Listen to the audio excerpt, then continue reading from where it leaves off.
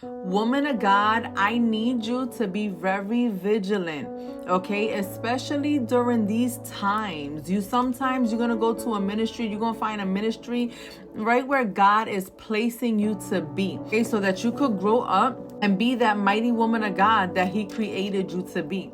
But what's the problem that I'm seeing nowadays?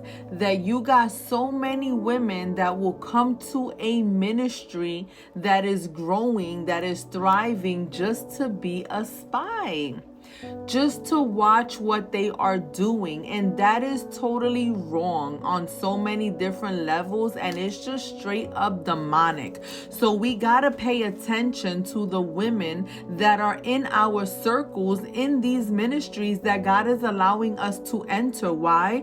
Because you have to be that mouthpiece for that man or woman of God that is called to serve that ministry. And there are just too many people who just come in, especially women of God, to just watch what other people are doing, okay, to copy everything they're doing. And this is why they're spies. They're using that information either to benefit themselves and grow apart from the ministry to bring destruction, or they're a spy and bringing that information to other ministries. And this is why other ministries are doing what other people are doing, and it's like a domino effect.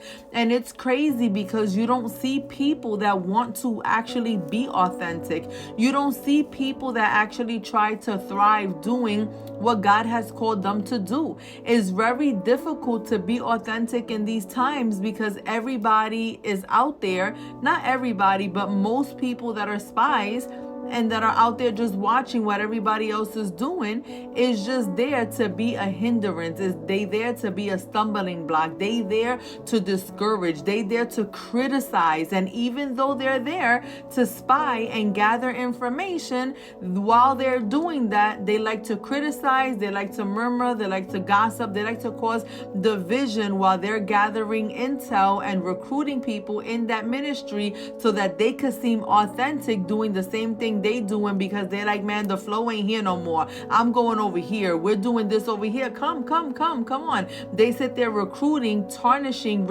ministries that are innocently there doing what God called them to do, because they just a bunch of haters who ain't got no oil or anointing to do things their way, the way God put it in their heart to do for their own ministry. So they tarnish other people's ministries to feel better about themselves and the lack of anointing and calling that they have over their life. So pay attention when you're in these ministries.